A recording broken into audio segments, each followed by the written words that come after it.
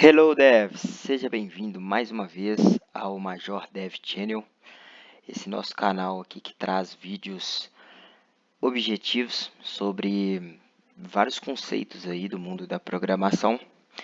E antes de mais nada, já se inscreve no canal e deixa seu like para ajudar a gente a promovê-lo. E bora para o vídeo de hoje. Hoje nós vamos ver aqui duas funções extremamente úteis no mundo da programação. Nós vamos ver primeiro sobre a função for e depois sobre o for each. Tá? Ambas são funções de controle de fluxo, tá? E utilizadas para criar um loop, tá? Mas com uma pequena diferença. Tá? Eu vou explicar, à medida que eu for explicando, vocês vão ir entendendo do que eu estou falando, vocês vão entendendo e pegando qual que é essa diferença. Daí eu vou dar uma dica, vou deixar uma dica no final sobre quando devemos usar cada uma, beleza? Então vamos lá, primeiro é o for, tá? Eu criei esse métodozinho aqui, seguindo o nosso padrão didático aqui. E esse métodozinho eu vou colocar ele para receber um array de usuários, aproveitando, né, que a gente já criou aí, já temos a classe, já criamos aí um JSON com alguns dados aí, né, no vídeo passado, onde a gente falou sobre o JSON, beleza? Então vamos lá, aqui a gente está recebendo um array de usuários, tá? E como que vai ficar a sintaxe do for, né? O for vai ficar da seguinte forma, a gente vai colocar ele for, vai abrir aqui o parêntese e vamos criar aqui uma variável que vai ser a responsável por fazer a iteração do loop, tá? Então, por exemplo, inicialmente essa variável é 0, a gente criou ela aqui como 0, certo? Int i igual a 0, ponto e vírgula i menor do que user ponto length. O que representa isso aqui? Tá? A gente criou essa variável i igual a 0, né? E está falando que ela vai ir até o final do array user. Tá? Esse ponto length aqui, esse length, ele retorna para a gente a posição final do nosso array, beleza? E aí está faltando mais um detalhezinho aqui, ó. A gente vai colocar esse i++. Esse i++, na programação, ele é a mesma coisa de i igual a i mais 1, certo? Ele é a mesma coisa que a gente fazer isso. Então, o que ele vai fazer? Ele vai iterar sobre esse for de 1 por 1. Ele vai ir passando de 1 por 1, então ele vai passar em todos os itens, beleza? Se caso a gente quisesse que ele passasse aí de 2 em 2, a gente podia fazer aí o incremento de 2, né? Mas aí no caso a ideia é a gente passar por todos os valores, então a gente vai deixar o i++ mesmo, beleza? Então vamos lá. Essa é a sintaxe, né? Então aqui, ó, quando ele entrar dentro desse for, ele vai passar por todos as posições do nosso user, tá? E a gente precisa, né, colocar aí o que ele vai fazer durante esse array, tá? Para ficar mais fácil de entender. Vamos colocar aqui, a gente já criou em um vídeo passado, né, uma funçãozinha para verificar se a pessoa é menor de idade, se é idoso, se é maior e tal. Então, vamos aproveitar isso aqui e vamos fazer o seguinte. Nós queremos verificar cada posição, cada usuário desse nosso array aqui. A gente vai verificar se ele é menor ou maior, tá? Se é de menor ou de maior. vamos lá. Como que a gente vai fazer isso? Né? A gente vai chamar esse método switch case método ou esse if else método, que os dois fazem a mesma coisa. A gente vai chamar ele dentro desse nosso for, dentro desse nosso loop, tá? E aí a gente vai passar para ele a idade correspondente daquele usuário, tá? Então, primeiro, a gente vai chamar aqui, correto? Beleza. Nós vamos chamar ele. Acho que faltou um this aqui, né? E beleza. E aqui ele pede um parâmetro. Qual que é o parâmetro que a gente vai utilizar? A gente vai utilizar o user na posição i ponto idade. O que que significa isso? Esse na posição i aqui, tá? Significa que, por exemplo, na primeira posição, na primeira vez que o loop rodar, o i é 0. Então, ele vai vir user na posição 0, é o primeiro cara. Beleza. Ele efetuou isso aqui, vai entrar dentro do método, verificar e tal. Beleza, ele vai rodar o loop de novo, né? Ele vai chegar aqui, ó, e o i agora é 1, né? Foi feito um incremento dele, o i agora é 1. Então, chegou ao final? Não, ainda tem mais. Então, ele vai vir aqui, user na posição i. O i é 1, ele vai pegar o segundo cara. E assim por diante, beleza? Lembrando, pessoal, qualquer dúvida, pode mandar para a gente aí nos comentários, coloca nos comentários, beleza? Que aí nos próximos vídeos eu vou ir, né, tentando direcionar melhor o conteúdo para vocês. E até no comentário mesmo, dependendo do que for, eu já respondo ali. Bacana? Então vamos ver como que isso aqui vai ser executado, tá?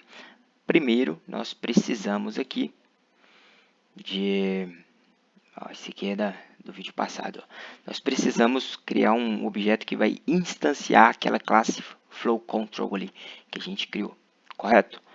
Então vamos só colocar um nomezinho bem aleatório aqui. Flow control, beleza? Flow, ponto. Nós vamos chamar aqui o nosso for, certo? E ele pede aqui, ó, já mostrou pra gente aqui, ó. Ele pede o parâmetro, um array de usuário, tá vendo? Então nós vamos colocar para ele essa variável que a gente tem aqui, que é basicamente isso, um array de users, certo? Então vamos dar ali, vamos ver como que vai se comportar aqui.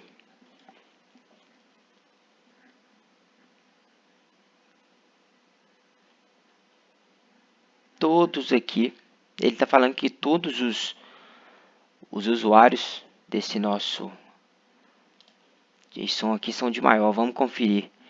25, 30, 22, 28, 35, 29, 27, 33, 26, 31. Realmente todos de maior.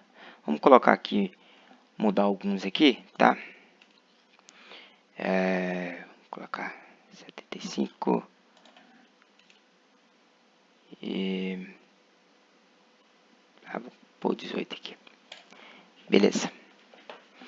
Vamos rodar de novo só para ver o comportamento. Ó, aqui ele já mudou, tá vendo? Esse último que a gente mudou, colocou como 15, agora ele já colocou, ó, é de menor. O que a gente colocou como 75, ele já colocou, é idoso, e o restante está certo, tudo de maior. Então, o nosso for aqui já rodou certinho, né? Ele passou por todos os usuários, né? Passou por todas as posições aí do nosso array. E agora, eu vou explicar aqui sobre o for each, tá? O for each é bem semelhante, mas ao invés da gente usar essa questão de posição, a gente já vai pegar o elemento exato, tá? E uma pequena diferença entre o for e o for each é que o for ele vai criar um loop controlado para a gente, né? Então, como ele só está usando o user aqui, né, para pegar a quantidade de posição e tal, a gente não tem nenhuma ligação até então, né, nesse ponto aqui, a gente não vai estar modificando, não tem nenhum vínculo assim com o user de fato, né? Se eu colocasse aqui, por exemplo, se eu colocasse 10 aqui, ele iria passar o mesmo resultado, tá? E o for each não, o for each, pela sintaxe aqui, ó, vocês já vão perceber a diferença, tá? Vamos colocar item ou user. Não vou colocar item aqui, só para a gente diferenciar, tá? Em user aqui. Beleza?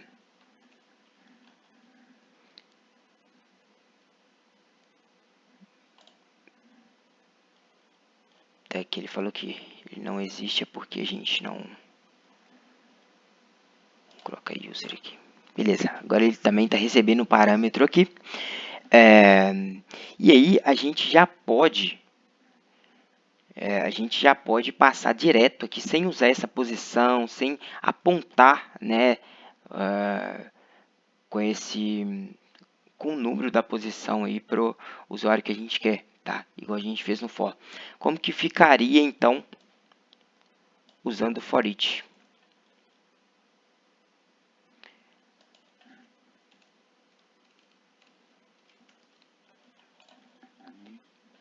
Ficaria da seguinte forma, né? O for each, ele já mostra para a gente que a ideia é fazer a mesma coisa para todos os elementos do array, tá? Então, ele já a cada loop, a cada iteração do loop aqui, ele já vai pegar o item que a gente quer, ele já vai pegar o elemento, né? No caso, o usuário que a gente está um usuário do nosso array aqui, e ele já vai ser o parâmetro que a gente vai utilizar, o valor que a gente vai utilizar para fazer as modificações aqui, tá? Então essa é a diferença, certo? Então vamos rodar aqui. Primeiro eu vou limpar aqui só para não ter nenhuma dúvida. Vamos rodar só para ver como é que vai ficar. Ah, não. Antes, vamos só mudar aqui, né? Se não chamar ele, fica difícil, né, pessoal? A chamada só vai... O parâmetro é o mesmo, só vai mudar ali o método. E aí, ó. Ele retornou a mesma coisa, né? Porque é o mesmo array, mas agora usando o for each. Entenderam, então, pessoal, a diferença aí entre for e for each? Agora uma dica, tá? Quando que eu devo usar for e quando que eu devo usar for each? Tá? Na maioria das vezes, no mundo da programação, a gente usa o for each. Por quê? Porque geralmente, né, em sistemas mais robustos, a gente já recebe o array de elementos ali e na maior parte dos casos a gente precisa fazer a mesma coisa para todos os itens ali, né? Todos os elementos do array. Então a gente já coloca um for each ali e é até mais didático também, é até mais simples de usar, pelo menos eu acho, né? Então, quando você quiser fazer a mesma coisa ali para todos os elementos, eu recomendo ali usar o for each, tá? Porque é mais simples, beleza? E o for, ele é mais controlado. Então, de repente, você quer fazer mais condições ali dentro do loop, tá? Colocar um if, else para setar alguma coisa e tal. Ou você quer ali usar apontar para usuários diferentes, tá? Por exemplo, nesse exemplo nosso aqui, eu estou usando só o user.i, né, que é a posição atual ali do loop. Mas se eu quisesse, por exemplo, apontar para o próximo, né, eu poderia colocar i mais 1, sabe? E aí ele já ia apontar para o próximo. Então, essa parte já fica mais controlada, certo? Então, esse é um detalhe muito importante da gente se lembrar, né, durante a programação, beleza? Então, o vídeo de hoje é basicamente isso, pessoal. Então, qualquer dúvida, deixe aí nos comentários, beleza? E te aguardo aí no próximo vídeo. Vamos ver aí, agora a gente vai ver umas paradinhas legais aí, tá? Agora tá chegando, já estamos nivelando aqui, então vai chegar uns negócios bacanas aí pra gente aprender, beleza? Então já deixa seu like aí, se inscreve no canal E é isso aí, tamo junto. Valeu, até a próxima.